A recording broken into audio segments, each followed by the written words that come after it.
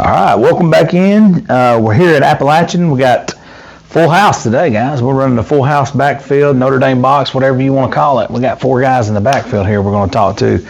Last week you guys took on section, had another big double-digit victory. I know you got a big one looming this week we're going to talk about, but before we do, Coach, kind of rewind the clock, either one of you guys, and talk about last week's game versus section. Well, we came out early and was able to score, pretty quick, pretty often. Kind of had to let down the second quarter. Don't think we played, defense quite as well as what we have been in the second quarter. Had some tackling issues, and we're gonna get those straightened out before we play Spring Garden this week. And then we got the second half, got all our younger guys in. We saw some stuff we gotta improve on. We got to get in a little better shape now. We were rocking and rolling in shape early in the year, but now we've had a couple weeks where our starters hadn't played 4 quarters, so we've had to pump up our conditioning this week, and I think that's I think you'll see drastic improvement there this week too. So. Just like he said, good part about what we've been able to do the last few weeks, we've been able to get our young guys in and get some good, meaningful reps to some of our future starters. But in turn, that does hurt what we got going now, because the whole concept of playing yourself into game shape when most of your starters are not on the field very little after halftime, and it kind of leaves a conditioning gap there. And like I said, we've assessed that this week, and like I said, just going in, getting ready, and like I said, but it is good for the meaningful snaps for the young guys. Have you guys noticed some depth building there? Some guys that you pleasantly surprised with seeing out there on the field? We've had several guys that we've been able to look at and have conversations with and explain to them, hey, going hard at practice is what gets you those opportunities in the game, and then getting there in the game and seeing some good things from some of the young guys. They got to be coached up a little more, but there is some guys with some positive outlooks. Absolutely. Let me talk to the guys for a second. Like Coach said, you guys have been fortunate enough to get in there and jump on some people and get some guys in there. What's it like seeing this younger crowd come up and underneath you guys, and they've watched you guys grow up? Now you're kind of the mentor helping these younger guys come along. For me, it's just fun. I get to sit on the sideline and watch the work that they put in pay off, really. And it's some of the plays you see them bust big runs or make a good throw and catch. I mean, it's something to be proud of. For me leaving next year, I know they got something good coming for them next year. Coach said he's going to get you a COVID year, so you got one more year after this one. Yeah, for me it's honestly a little surprising, because at the same time I remember when I was their age, and next year it'll be my last year, and it just feels good to know that I got some people coming up that they'll be able to hold their spot. And 2 people I was really impressed with, they're hurt right now, but Braden Duke and Jesus, I don't know his last name. Covarrubias. Yeah, but that's him. They're really impressive. Yeah, no doubt. I thought. Coach, both of you guys speak on this, so either one of you guys can start.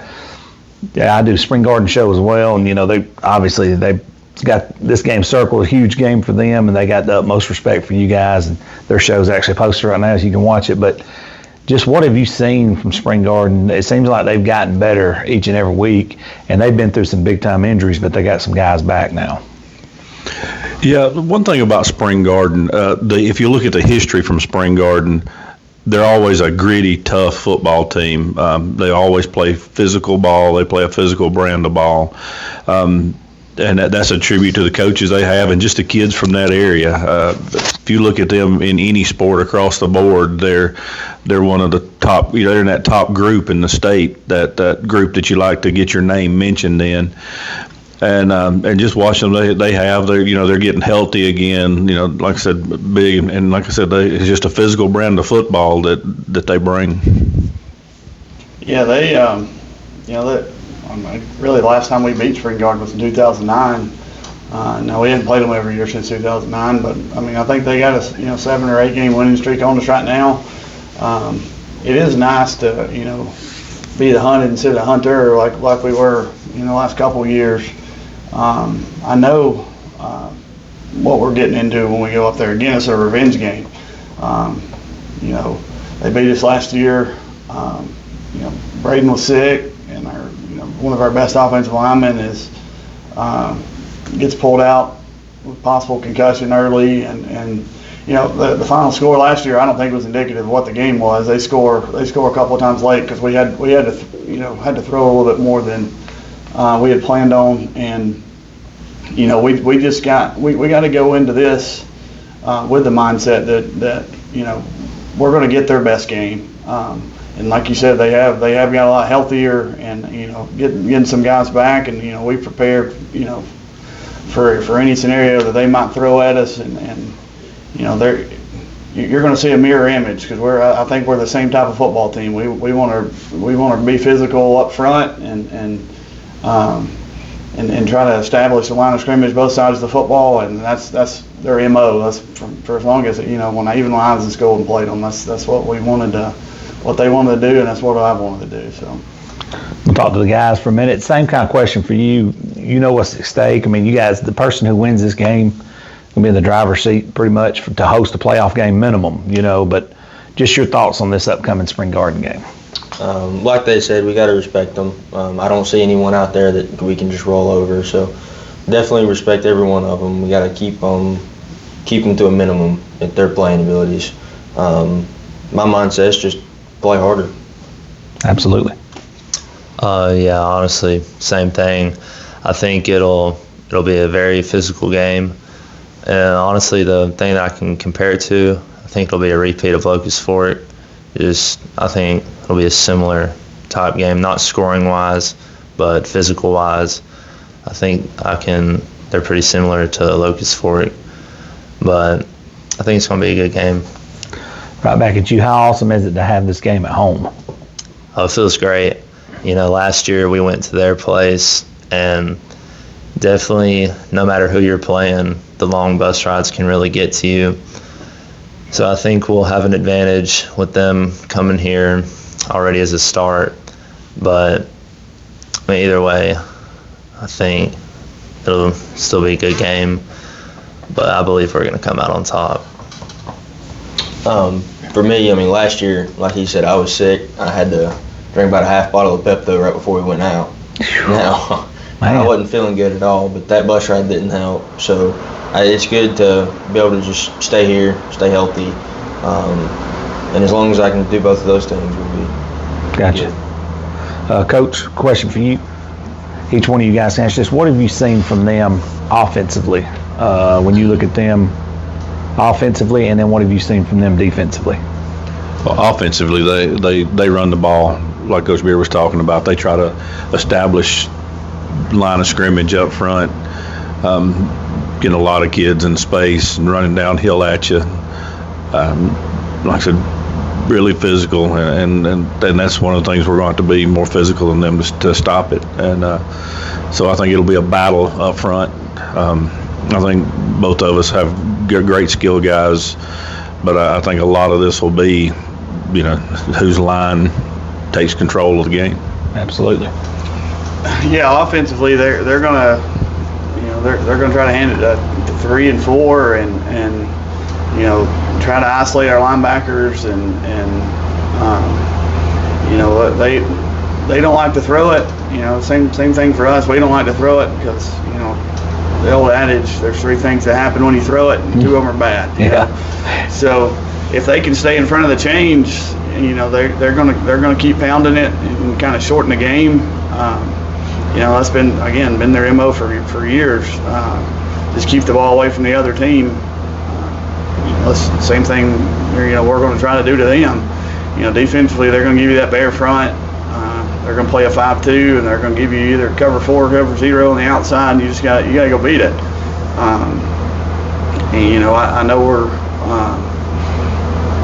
going to have a hard time getting it inside, but we're trying to create a an advantage with numbers and stuff in the box where we can kind of emulate kind of what they're doing also.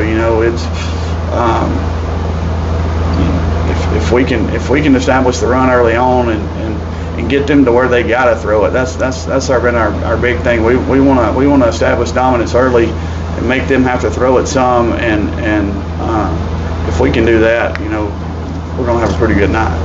Just send all 11, Coach. Coach, overall keys to the game. What some things hey, we got to do these or we're going to be in trouble? Our line's going to have to play well. If our line has a subpar game, it's going to be a long night for us. We've got to try to slow down. Like I said, their running backs, 3, 4, 2. Their quarterback, he's really shifty, really quick. He can get out of tight spots. We got to do our best to try to keep them contained. And like I said, our guys up front really have to do a good job for us. Before we shut it down, we'll start with the guys. Just final thoughts on this upcoming game. Either one of you guys can start it. It's just my mindset. Whoever plays harder. My goal is to play harder, and then whoever comes out on top, we know it's a hard-fought game. Yeah, just like he said, I think it'll definitely come down to the upfront physicality and who just wants it more, and whoever plays harder, whoever will get rewarded. Coach, both you coaches, same question. Just final thoughts. Well, we've had this next couple of weeks circled on our calendar for a long time. We got a gauntlet, and we've been talking about this gauntlet. And you don't want to look ahead, but again, last week in the grand scheme of things, other than being 1-0, which again is our goal every week, it didn't really mean a lot to us. We had to. Because win, lose, or draw last week doesn't put you in the playoffs. This is when you win. Whoever wins this game, like you said, has got the inside track to hosting. It almost wraps it up with one more win. And which is huge, hosting a first round playoff game. But again, if we want to accomplish our main team goal that we set early in the year, being 10-0. And being 11-0 and so on and so forth, like you got to win this game. You can't just again. I teach math, so tell them it's mathematically impossible to be 10-0 if you're 5-1 or something. So we need to establish early on that we're here and we're ready to play. Again, we're finally in the top 10 in the ASFL poll this week. Which is great. First time since 2010 we've been there. But now we just got to earn it. We've earned our way in. You just got to keep earning it every week. Goal being 1-0. Can't look ahead. Can't worry about what happened last week. Got to keep pushing yourself. And I think with our leadership that we have on the field, I think we've been able to keep ourselves a little bit grounded this year. So, like Coach Beard said, we're just shooting for that 1-0 each week. And if you look at the ASFL poll coming out, this is our first time in 15 years, and Spring Garden's been in. They was in last year. Valley Head's been in. Woodville's receiving votes. This week we're all right there together, and just our pastor at church a couple of weeks ago said, the harvest is great, but the laborers are few. And that's kind of what we're shooting here with this group. Hey, and there's a lot of harvest out there, but the people that's really willing to work day in, day out, week in, week out, there's not a lot of them. And like I said, we're fortunate to have a lot of good guys on this team that's willing to work for that harvest. Coach, I appreciate you guys. I'm looking forward to coming seeing you. And hey, look, it's going to be a heck of a football game. So that's why I'm coming to this one. And I appreciate you guys, and I'll see you Friday night. Sounds good, man. Thank you.